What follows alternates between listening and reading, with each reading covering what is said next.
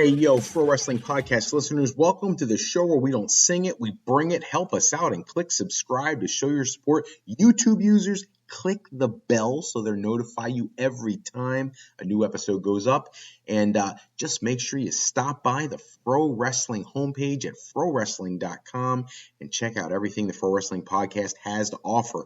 Ladies, gentlemen, are you sick and tired of dropping $60 to $100 for the latest and greatest wrestling video game? Stop immediately. Go to Wrestler Unstoppable, available exclusively through Facebook. Look, you can create a wrestler, sign contracts, get involved in storylines, headline pay-per-views, even build your own corporation, all included in Wrestler Unstoppable, available now to all Facebook users, totally free.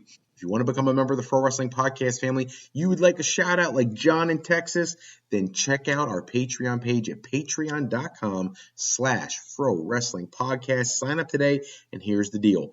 $15 a month contributors, you get to co-host an episode with myself. $7.50 a month contributors, enter you into a drawing to also co-host an episode.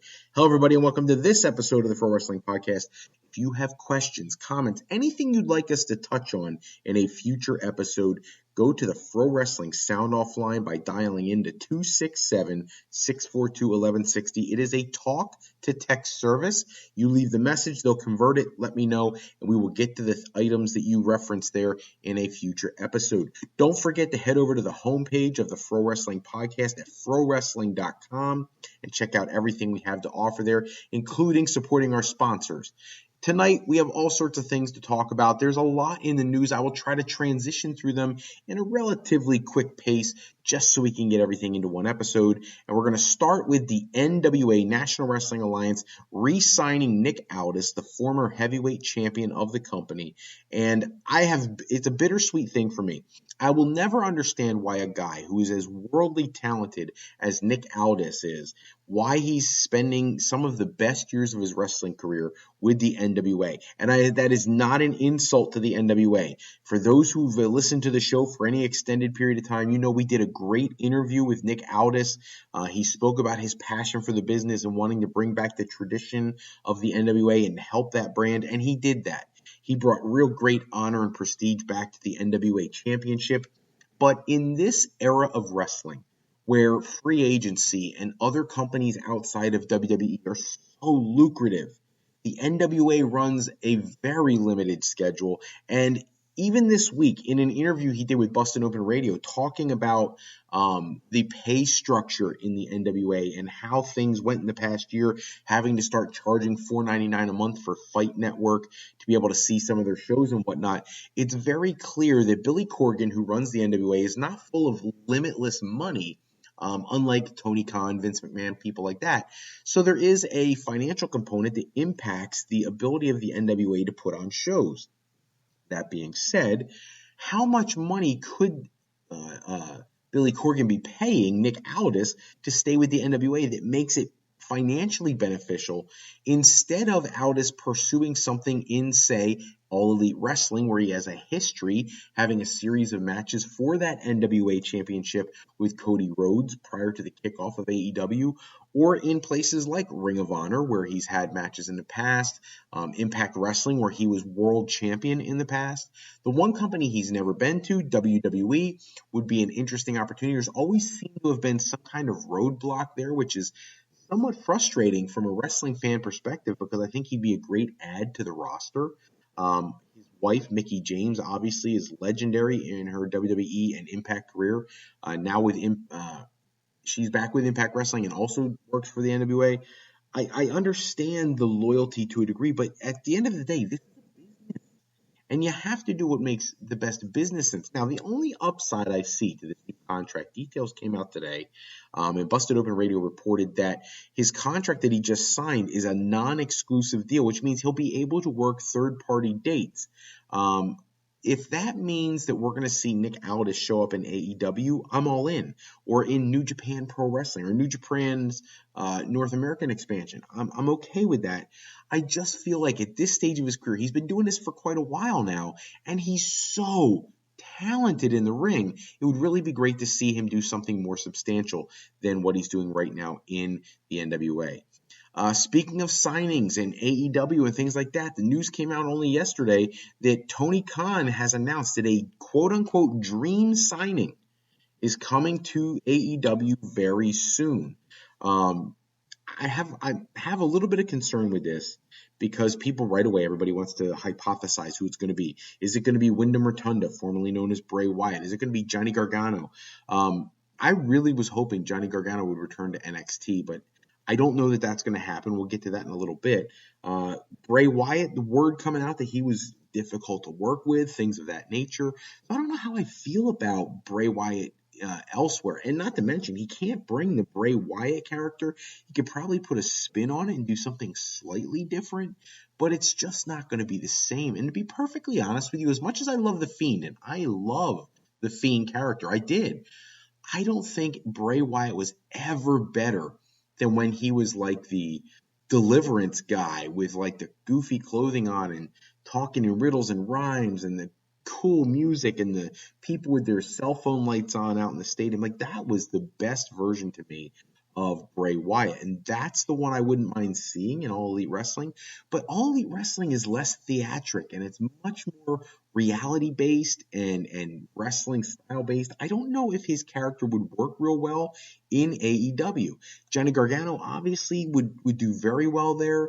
There's some people thinking maybe we'll see Tommaso Ciampa show up there at some point soon after what went down with NXT. We'll get to that in a little bit. But I'm not sure who the signing is, and I really, at this point, I'm a little concerned. It seems like anybody who's important when they leave WWE immediately goes to AEW. And let's be honest, you have to have at some point enough of a gap in your signings that they're still special. And as stupid as this may sound, WWE needs to sign somebody from AEW so that it feels more like a talent exchange war of sorts, kind of like WCW days.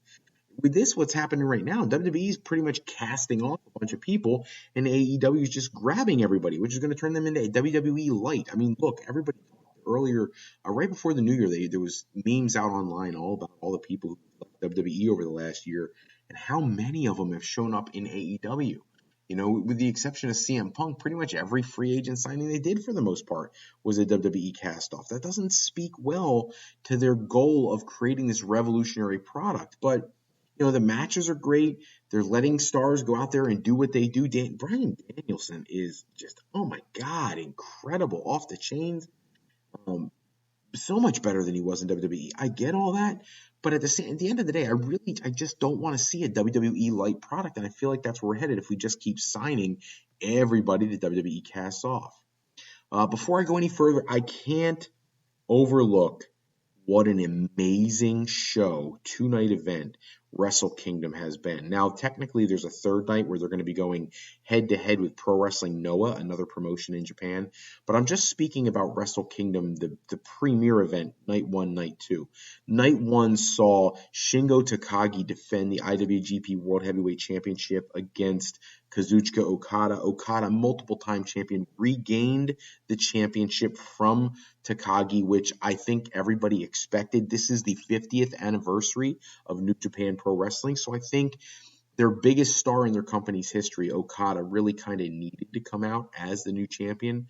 But what was really interesting to me is Night 2, Will Ospreay, who never really lost the IWGP Championship that he won last year from Kota Ibushi, lost to Kazuchika Okada as well.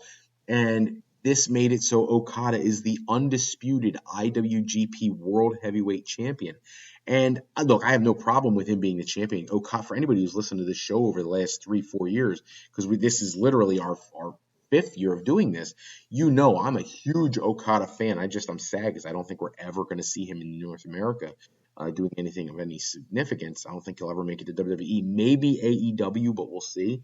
So I have no problem with him winning the 2-night event and taking that championship. I wish there was some better challengers for Okada. And, you know, many of the matches in New Japan that they are going to set up, we've already seen. And what I mean by that is the new challenger for the championship has been revealed. It's going to be very clear that Tetsuya Naito, who has already had lengthy runs with Kazuchika Okada in the past, won the championship from him in the past. Like, that's going to be the guy who's going to challenge for the championship going next. And not that that match isn't going to be phenomenal. It will be. It'll be everything that you could possibly ask for in a championship match. But it's been done before. You know, Naito is out of the World Championship picture for an extended period of time. I feel like the two-night Wrestle Kingdom event kind of got Will Ospreay and Shingo Takagi out of the championship picture for a little while. They'll probably go challenge for a different championship. And in the meantime, now this is their chance to elevate Naito back to the top of the card again, where he used to be as well. Naito flirted with going to WWE for a while back in the day, decided to re-sign with New Japan. And I feel like right after he re-signed, his stock just plummeted. As far as Takagi and Ospreay are concerned, perhaps they go on to challenge the brand new IWGP United States champion, who is Hiroshi Tanahashi. He's the former champion. He took the championship from Kenta in night 2 of Wrestle Kingdom. I mean, the whole card, top to bottom, was just off the chains fantastic, and hopefully it's momentum that's been built that'll sustain him for the rest of the year. Some other interesting things coming out of the show, though, for those who are not overly familiar with the talent there. There's a gentleman who by the name of Katsuyori Shibata. Shibata had to retire in 2017. Massive subdural hematoma, brain bleed after a match with Kazuchika Okada, coincidentally, that made him retire. It was life threatening, and it's taken him all this time. Had to have pieces of his skull removed and everything. And it's taken this long for him to finally get an opportunity to step back into a ring. And at Wrestle Kingdom, he had a match against one of the developmental talents there in New Japan Pro Wrestling. They have their own program there, much like WWE has the Performance Center. They have their own dojo there. And he ended up taking on Ren Narita, who is a fantastic up-and-coming star in their dojo. But the problem is as soon as Shibata came out, he grabbed the microphone and announced that the rules for the match were changing. They were going to a traditional wrestling match. Now, the agreement with New Japan Pro Wrestling was, after his massive brain injury when he came back, is he had to do pretty much almost like a shoot style, or like a grappling style match. He literally, and they said it on commentary, he went into business for himself. He decided that no, he's going to throw the kicks and the punches and wrestle for a while. And now eventually he got back to the grappling style. But the word is people think that he was trying to show New Japan that he can do this again, that he can wrestle again. And he totally went against the script and went into business for himself. He announced after the fact that he had done that. He stepped out of line with the company. His quote was, "I'll gladly take any penalty that's issued to me." But people don't think that New Japan's going to do that because it would make them look bad, taking and punishing the guy who's just trying to fight for his opportunity. But definitely an interesting situation. And the other thing that I want to get to coming out of the show is with Kazuchika Okada walking out as the undisputed champion. He came out with some interesting comments talking about how he wants a match with both Bryan Danielson and with CM Punk. CM Punk jumped on Twitter right away and gave him the address to an AEW show in an AEW arena to come and do that. And I think that would be, for people who are like diehard wrestling fans, which if you're listening to this show, you must be, Okada's incredible. Punk is fantastic. The two of them in the ring would be nothing but just poetry in motion. So hopefully we get to see that at some point.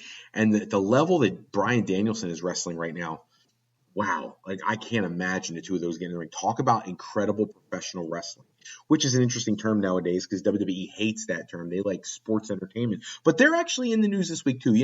The actor Freddie Prinze Jr., the one who's married to Sarah Michelle Gellar from Buffy the Vampire Slayer, they were in like the Scooby-Doo movie and things like that together. He was actually a writer for WWE for a period of time, and he's been doing a lot of speaking out about WWE recently, giving a lot of stuff that went on in the back and really giving away some of the dark side of the business. And they have a show called Wrestling with Freddie. It's a podcast he did with Macaulay Culkin this week. And some of the things they talked about, he mentioned that when there was negotiations going on with Fox, the WWE offered to sell them the entire product. They want us to buy the whole product. Unfortunately, it sounded like that the person who he was speaking to from Fox, that the number that they gave to purchase the entire WWE intellectual property was a number that they weren't going to go for. It was just too much. So that's when they decided to purchase SmackDown instead. But the fact that that was even a consideration lends fuel to the fire that since Nick Khan has come in, that they have to be setting this up for a sale, which I am very concerned with just because Vince has been doing this so long. You would think that the natural progression of things would be that when Vince decides to step down, somebody like Triple H would step in to keep his dream alive. But it sounds more and more like if Vince steps down, Nick Khan takes over. And if Nick Khan doesn't take over, if Vince steps down, it gets sold to somebody like Disney. I don't know what's going to happen. What I do know is it doesn't look like it's going to be Triple H anymore. And one of the most clearly obvious things about that is all the layoffs this week in NXT. I mean, even Freddie Prinze Jr. was talking about how he hated the booking of Karrion Kross being called up to the main roster and how the whole revamping of NXT, I think the quote he used was the most watchable brand in the whole company to the most unwatchable in the space of a week. Couldn't be more accurate. And not that NXT 2.0 doesn't have some great matches, they do, but it's nothing like what NXT was supposed to be. And what we've seen with the cuts this week, and for those who don't know, massive cuts to NXT this week. And what it boils down to is it seems like they're getting rid of a lot of Triple H guys. Road Dogg Brian James was the first big name cut. Sarah Cummins, who was the senior vice president of consumer products. William Regal, who's been there forever. Dave Kapoor. All these people who work for him. Hideki Suzuki, who was actually on screen with the Diamond Mine, but he was also coaching and things. Timothy Thatcher, who's an insane talent, who's been hurt for a while, so he's been like coaching on the side. Danny Burch, who was in a tag team with Oni Lorcan earlier in the year, who's been out of action for a little while. He's been coaching. Kathy Carino, which is Steve Carino's daughter, all released this week. And you have to ask yourself, like, what's going on here? And the reports are that these are all Triple H people. They want to get them out of the system. Well, if Triple H is really a factor going forward in WWE's planning, then why would you get rid of all his guys? And to complicate it more, to be perfectly honest with you, former Impact Wrestling superstar and Ring of Honor superstar Petey Williams, who's an incredible X-Division cruiserweight style wrestler, has just recently, just this week, been hired as a full-time WWE producer.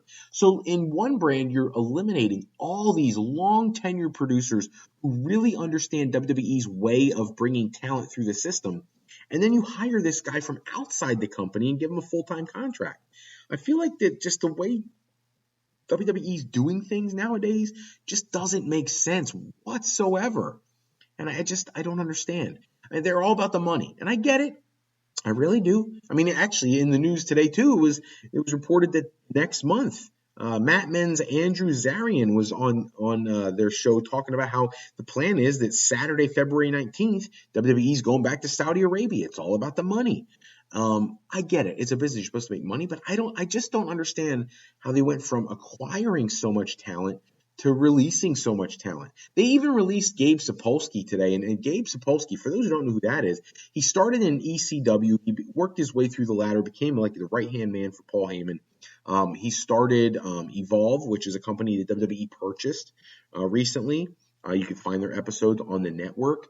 And he had been producing and working in WWE in the creative aspect of things. He was let go also. So, like, all these guys you're letting go, like, what does it say about the future of your product and where you're investing your resources, while at the same time you're taking all this big money from places like Saudi Arabia, which is incredibly controversial to begin with.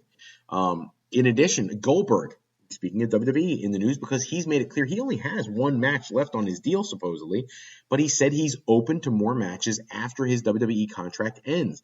And let's be honest, I think the way they booked him in the Goldberg feud is fine. He's 55 years old. He's getting up there. He knows he can't do this forever, but he knows his in-ring career is kind of winding down. But if it opens doors for his son, it sounds like that is his motivation to stay longer. And why not? I mean, let's be honest. We've seen some incredible things laid out for young people who are second and third generation wrestlers. Heck, Randy Orton. Roman Reigns, people like that. Like, they've really done well. Now, that doesn't always work out. Curtis Axel certainly never became a megastar, but if it gives him an opportunity to potentially move up the card, then more power to him. I think that's excellent. I have no problem watching Goldberg for a longer period of time. Other WWE news: Walter Victor, coming over from NXT UK. Apparently, he's finally coming to North America. They've announced his final match for WWE NXT UK. He'll have a match coming up that has been booked, and then he'll be coming to the United States full time. He's going to be going against the guy who used to be known as Ben Carter. Now it's Nathan Frazier. That'll be his last match, and then he'll come to the United States. Now, can't you just see WWE screwing up the booking of Walter? I mean, he's incredible. He can work with anybody, big, tough. I mean, he and Brock Lesnar should be on a collision course immediately. I fear they're going to put him in regular NXT, which is a terrible idea. Put him right on the main roster, but whatever. We'll see how that plays out. They screwed up Keith Lee. Maybe they can screw up Walter next. But if he's going to make the change and come to the United States from Europe, then hopefully they put him in a position to really be successful. I'd prefer he work with Brock Lesnar really quickly because I think they could put on a show. It's interesting, though. It was also reported this week that Brock Lesnar, back in 2017 when Brock Lesnar was leading up to Survivor Series, apparently he was supposed to wrestle Jinder Mahal. If you remember, that was when Mahal was WWE champion. He was Universal champion, and they always do the champion versus champion thing. They were supposed to have a match, and he put the kibosh on it. He did not want to wrestle Jinder Mahal, and I don't know what the reasoning for that is. AJ Styles ended up taking the championship from Jinder Mahal over in England, and then AJ Styles ended up having like a really awesome match with Brock Lesnar at Survivor Series that year, but apparently he just blackballed the idea of wrestling Jinder Mahal, which I find to be somewhat frustrating, just because Jinder Mahal has done so much since the 3MB days. He really transformed himself, his body of work. I actually think he's underappreciated completely. When we've got people like Hillbilly Jim in the Hall of Fame, Jinder Mahal is so much more talented than Hillbilly Jim ever was. So much more talented than Coco Beware ever was. But Jinder Mahal is treated like gutter trash. And the guy's a former world champion, and he looks like $1 million. I'd be pushing Jinder harder than they have. But when you got people like Brock not willing to work with him, gotta wonder. More WWE news. Universal Champion Roman Reigns could not make it to day one, tested positive for COVID, but apparently as of today, he is now all clear. He's able to perform, and he will return to SmackDown. It's curious what happened there. I mean, I understand the COVID thing, but I mean, other reports came out this week. Seth Rollins, apparently the original script was that Seth Rollins was scheduled to win the WWE Championship at day one. Those plans apparently were dropped after the COVID-19 outbreak. And then what ended up happening was there was supposed to be Big E. He was the next person who was in line to win the match. And when Roman Reigns tests positive for COVID, they end up going with Brock Lesnar taking the WWE Championship. Now, I do love the Bobby Lashley storyline. I think that's going to be an incredible opportunity. You know that Bobby Lashley's wanted that match since he came back to WWE. Even before that, he wanted that match. So hopefully we get to have the quality of match that I think that the two of them can really tear the house down at the Royal Rumble. But in the end, it's curious, why was Seth Rollins originally supposed to win? And then why was Big E supposed to win? And how did it end up that neither one of them won? And we have a completely different direction with the Brock Lesnar, Bobby Lashley angle. And I guess maybe because so many people were disappointed with day one and they wanted day one to be such a big deal, maybe they're trying to make up for it with the Lashley-Lesnar match at the Royal Rumble. But I don't know. I love the match. I just don't like the build-up if you were going to have Seth Rollins and then Big E be in main positions. Hopefully I would love to see Big E win the Royal Rumble and get an opportunity at a championship at Mania all over again and give him another run right away. I don't want this situation where Big E is treated like he was just a transitional champion, because he did a really nice job. And one of the things that gets overlooked for wrestling is the amount of charitable work that these guys do in their private lives. And some of it's written in the contracts. I understand that. But Big E is just such an ambassador for children that I really want him to have a great spot on the WrestleMania card. And let's face it, a championship match is the way to go. Speaking of WrestleMania, I can't finish the episode without talking about some AEW stuff. And I was incredibly frustrated. I know diehard fans loved hearing it. The back and forth banter between MJF and CM Punk this week when they were on the Dynamite TBS premiere. The quote from MJF was, "You ain't the guy you used to be, Punk. You're not the savior these people have been waiting for. And by the way, you have such a problem with me comparing myself to Roddy Piper. So I just have a question for you, PG Punk. Do you think you're Roddy? Because unlike you, he was talented enough to main event WrestleMania." Obviously, the long-standing feeling is one of the things that frustrated Punk in WWE was not getting the opportunity to main event Mania. Why are you bringing up WrestleMania on a debut episode of AEW on TBS? Bad business, my opinion. Yes, the crowd popped a little bit because you're trashing the competition, but why can't AEW just focus on AEW? Why do you have to reference WWE so often, whether it's Cody or CM Punk or whoever? And then, of course, CM Punk, by the way, MGF, he finishes up with, when he was talking about his AEW contract expiring next year, he said, "And if I'm not shown the proper respect around here, maybe I'll go main event Mania too." And then Punk responded by saying, "If you think the grass is so greener on the other side, be my guest. Go ahead, leave main event night 4 of a buy one, get one free extravaganza, and then get released faster than you last in the sack when you come back. I'll still be here." And obviously that's in reference to WWE offering the buy one, get one offer for tickets to WrestleMania. Again, you're referencing at your debut episode on a new network, your biggest competition. That's where you're losing the war. I get it. You feel like you're winning something. You're not. Because if you can't get over on your own merit, you are WWE light. If they are more important than your own content, what message are you sending to the rest of the wrestling community? You're telling them all to keep their eyes on WWE. That's what you're telling them. And I'm sorry, I think that's a bad business model. As a wrestling diehard, and anybody who's listened to this show knows, I am a junkie beyond junkie. I watch every hour there I could possibly watch on my television, TiVo, internet. I'm watching shows from WWE, Ring of Honor, Impact Wrestling, AEW, MLW. I download everything. I watch the Cotter Pro shows. I watch New Japan. I watch Rev Pro. Everything you can dream of. Heck, I even watched that Nick Dinsmore is retiring, and he just sold his wrestling organization that he created a few years ago, Midwest Championship Wrestling. I watch it all because it matters to me. CMLL and AAA. I get Telemundo, and I watch these things. I watched Lucha Underground when it was out. I love wrestling. And I'm telling you, as a diehard who watches that much wrestling, stop referencing WWE. You don't need them. And you know what the proof is? The whole wrestling world, the diehards like you and I, wanted to see the match, the TBS premiere. We wanted to see Hangman Page and Bryan Danielson for the AEW World Championship. The show drew 1.01 million viewers and was ranked number 2 in the cable ratings. So clearly they had a show that people wanted to see. It was an increase over previous viewership. That's a wonderful thing, but leave WWE alone. You don't need to give them attention to get your program over. You had a show that people wanted to see simply by virtue of the quality of program that you put around Hangman Page and Bryan Danielson, which, by the way, I also love the Hangman Page and Bryan Danielson had a clean finish to the end of the match. We needed that. But you got to get away from WWE bashing. Focus on you. Worry about your product. That's all the time we have for this episode. Check back with us next episode where we'll run down the latest wrestling news and rumors. Special thanks, as always, go out to bensound.com and purpleplanet.com for producing any music or sound effects we use in our shows.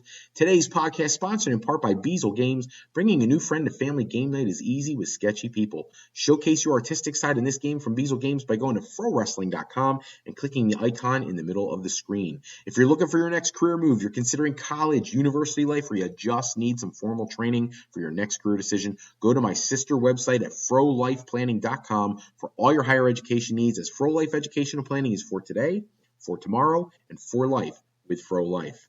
I'm Fred Froelich, better known as Dr. Fro, and I want to thank you for taking a few moments with us tonight. And if you have the opportunity, check out every drop of wrestling this week. There should be some great stuff.